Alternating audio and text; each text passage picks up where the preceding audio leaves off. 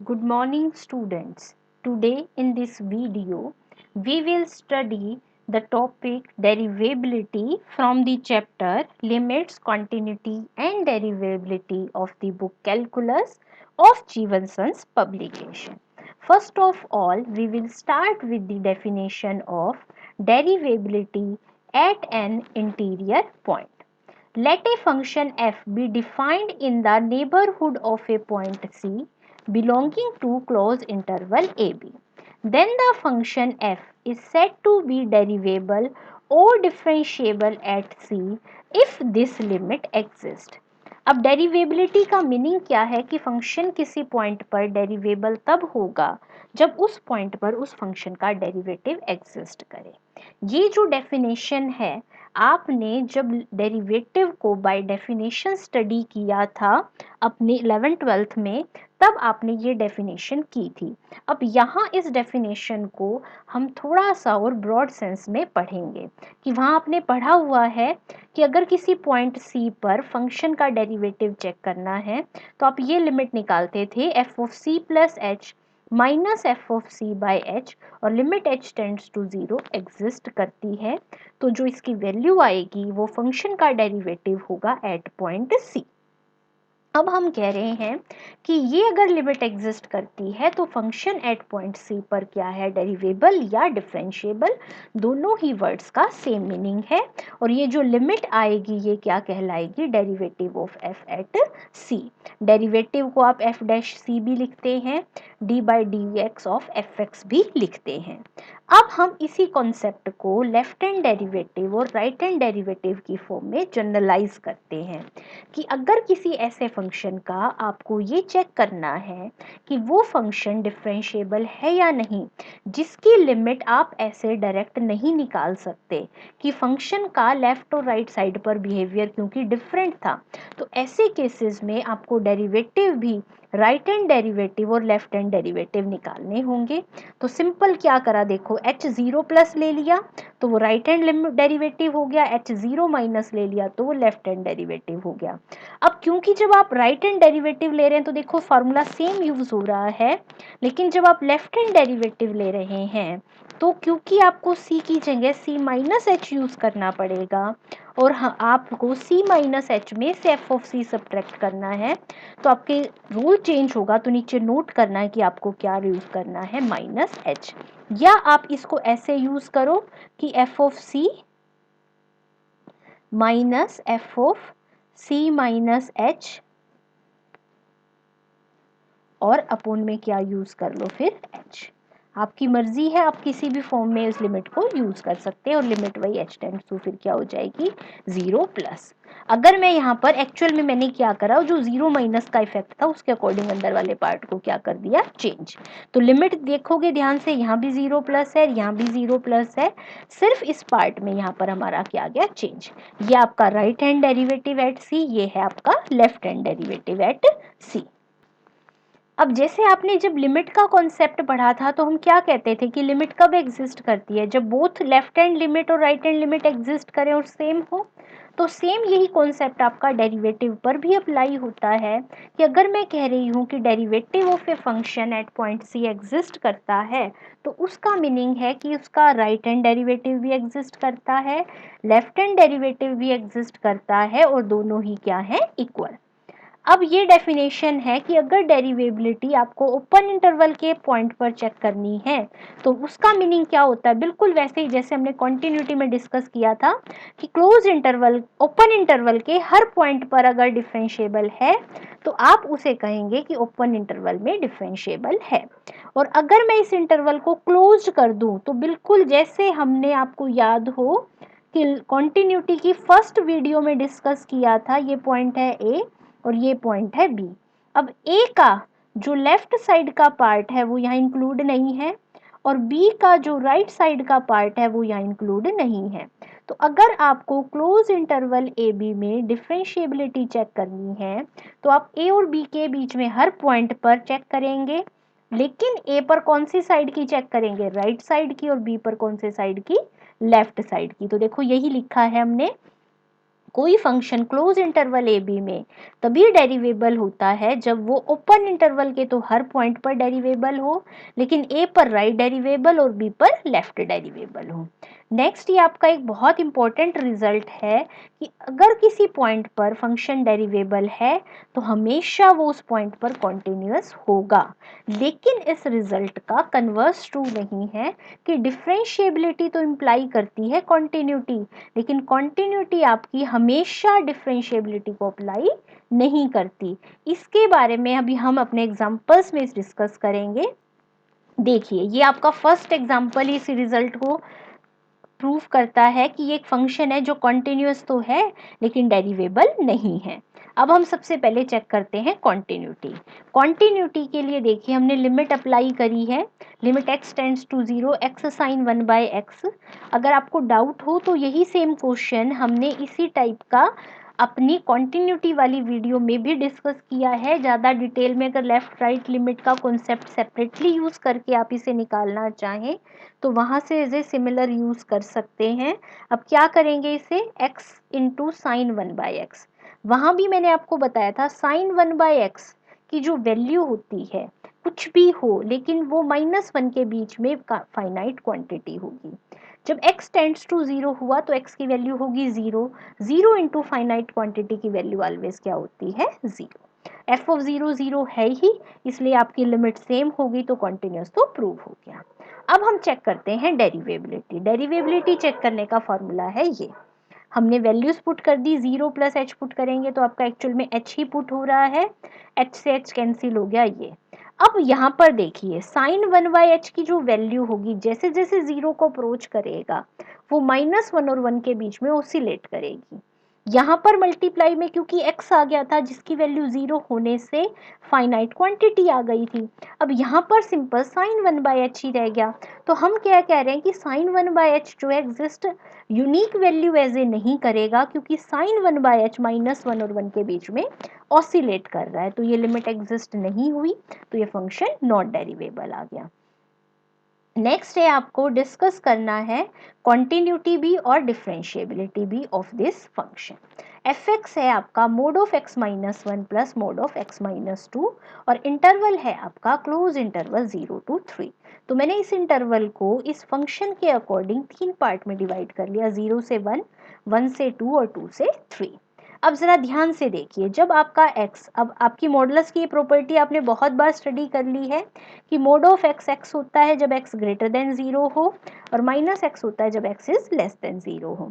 अब एक बात ध्यान से देखिए, अगर x आपका 0 और 1 के बीच में लाई कर रहा है तो मोड ऑफ x माइनस 1 में जो ये x माइनस 1 है, x की वैल्यू कैसी पुट कर रहे हो आप, 1 से छोटी, 1 से छोटी वैल्यू पुट करते ये नेगेटिव होगा, तो नेगेटिव नंबर्स का मॉडुलस उसके नेगेटिव के इक्वल होता है, तो मैंने इस इंटरवल में इसे नेगेटिव से रिप्लेस कर दिया।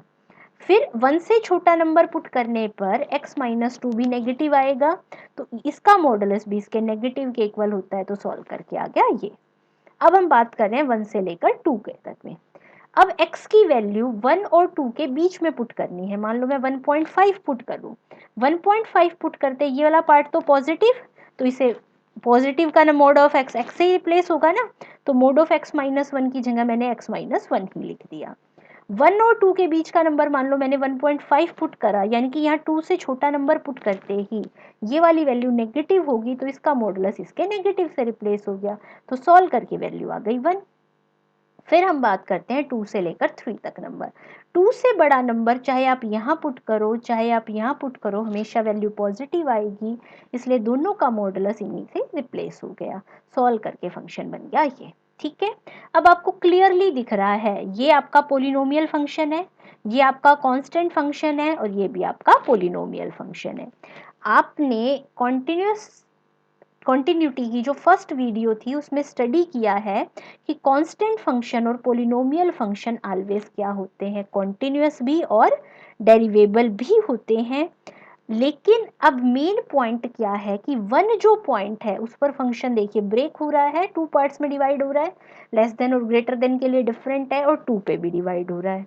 तो हमारा जो फंक्शन है कांस्टेंट और पोलिनोमियल होने से हर पॉइंट पर कॉन्टिन्यूअस और डिफरेंशिएबल होगा, accept at the points 1 and 2 की इन पर आपको फंक्शन का बिहेवियर क्या करना पड़ेगा, चेक कि 0 से 1 तक फंक्शन सेम चला, कॉन्टिन्यूअस हो गया, 1 से 2 के बीच में सेम चला, कॉन्टिन्यूअस हो गया, 2 से 3 के बीच में सेम चला, कॉन्टिन्यूअस हो गया। लेकिन जो ये ब्रेक पॉइंट्स होते हैं इन पर आप डायरेक्ट नहीं कह सकते, आपको फंक्शन का बिहेवियर इन पर चेक करना पड़ेगा, उसके बाद ही डिसाइड होगा कि 1 और 2 पॉइंट पर फंक्शन का बिहेवियर कैसा है। अब सबसे पहले हम पॉइंट 1 पर फंक्शन की कॉन्टिन्यूटी को चेक कर रहे हैं, तो हमें लेफ्ट हैंड लिमिट और राइट हैंड लिमिट सेपरेटली निकालनी होगी। लिमिट हमने निकाल रही है x tends to 1 minus F of X और 1 प्लस एफ ऑफ एक्स। आपने अभी लास्ट पेज से अपने फंक्शन को बुक से चेक करेंगे, तो जब आपका फंक्शन 1 से बड़ा है तो फंक्शन की वैल्यू क्या है, 1, तो यहाँ तो मैंने डायरेक्ट 1 पुट कर दिया, और 1 से लेस 0 से 1 के बीच में फंक्शन की वैल्यू है 3 माइनस 2x। अब 3 इसको कैसे सॉल्व करोगे, x की जगह क्या पुट कर दोगे, 1 माइनस एच। सिंप्लीफाई करके देखो ये आपका ये आ गया, h की वैल्यू 0 को टेंड कर रही है तो सॉल्व करके लिमिट क्या आ जाएगी, 1। तो लेफ्ट हैंड लिमिट और राइट हैंड लिमिट सेम आ गए।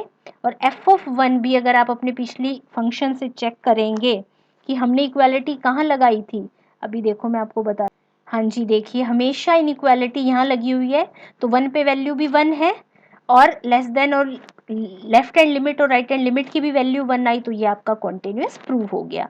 अब यहीं से हम चेक कर लेते हैं, अगर फंक्शन की वैल्यू 8.2 निकालनी हो तो वैल्यू यहाँ पुट करोगे आप, यहाँ पर 2 इज 2 ज़ा 4 माइनस 3, वो भी वैल्यू ऑलवेज क्या आएगी, 1।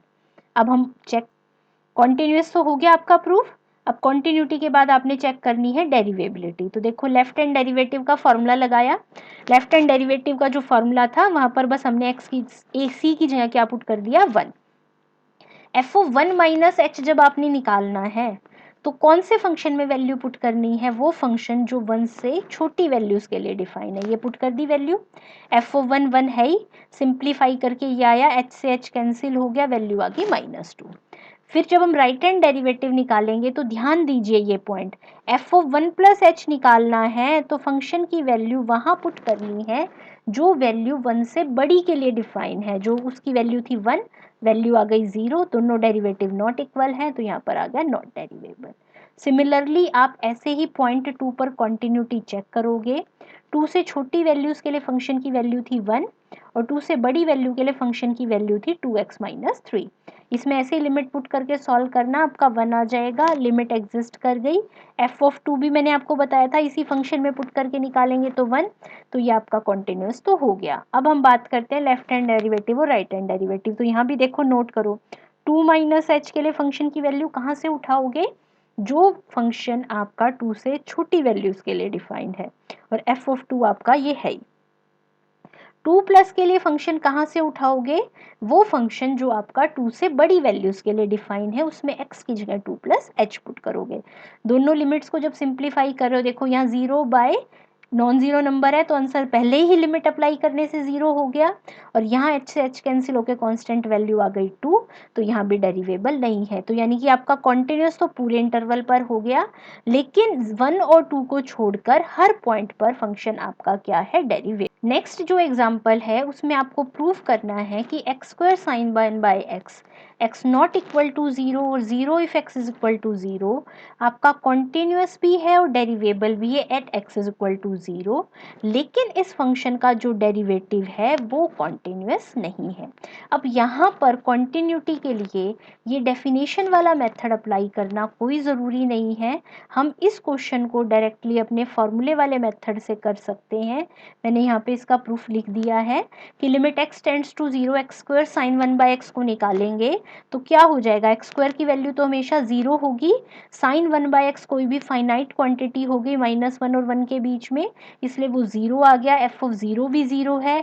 जब आपकी लिमिट फंक्शन की वैल्यू के इक्वल हो जाती है तो फंक्शन क्या हो जाता है, कॉन्टिन्यूअस प्रूफ। फिर डेरिवेबिलिटी चेक करते हैं, ये आपका फंक्शन था, मैंने सभी फंक्शंस की वैल्यू पुट कर दी, 0 प्लस एच मतलब वो फंक्शन जो नॉट इक्वल टू 0 के लिए डिफाइन है, तो वही h साइन 1 बाय एच आ गया। अभी वही कॉन्सेप्ट जो मैंने ऊपर मेंशन करा था उससे इसका आंसर भी क्या हो गया, 0।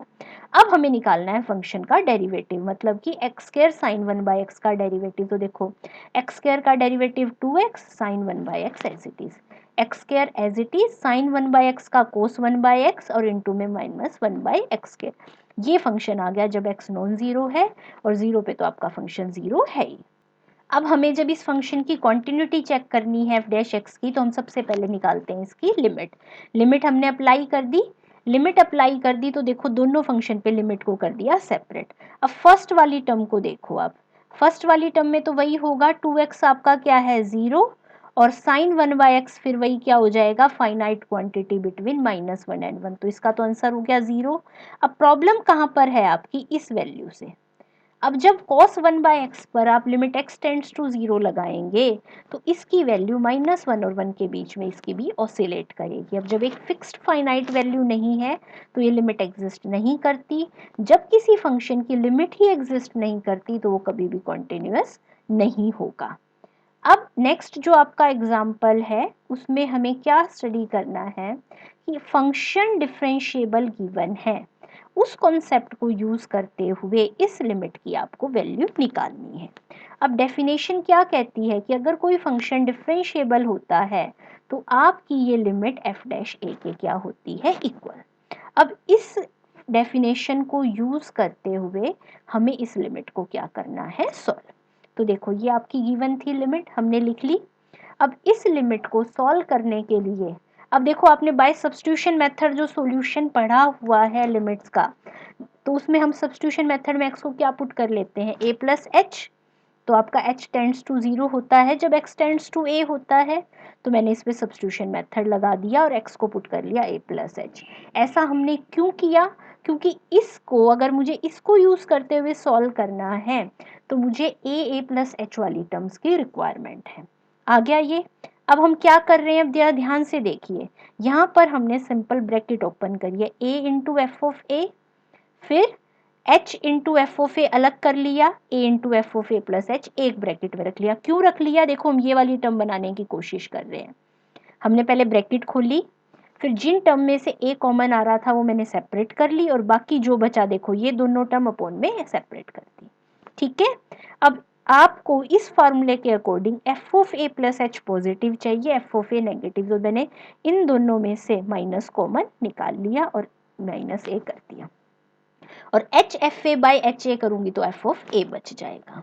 अब जरा इस वाली टर्म को ध्यान से देखिए, इसमें तो आपका एच इन्वॉल्व ही नहीं हो रहा, तो इस पे तो लिमिट लगेगी ही नहीं क्योंकि ये कांस्टेंट नंबर है, तो इसको तो लिखा एज इट इज माइनस ए, और इस वाली टर्म के साथ लगा दी लिमिट। अब ये जो आपका पार्ट है, अभी आपने इसका फॉर्मूला क्या है, ये आपका एफ डैश ए आपका प्रूव हो गया। तो आपने कुछ नहीं किया, जिस एक्सप्रेशन की आपको लिमिट निकालनी थी उस पे सब्स्टिट्यूशन मेथड लगाते हुए x को a प्लस एच में कन्वर्ट कर दिया। कन्वर्ट करने के बाद जिन टर्म्स में f ऑफ a और a प्लस एच सेम आ रहा था कॉमन, उनको इकट्ठा रखा, साइन सेम बनाने के लिए माइनस a कॉमन लिया और अपॉन में h करके लिमिट उसके साथ कंबाइंड करके सिंप्लीफाई कर दिया। Thank you.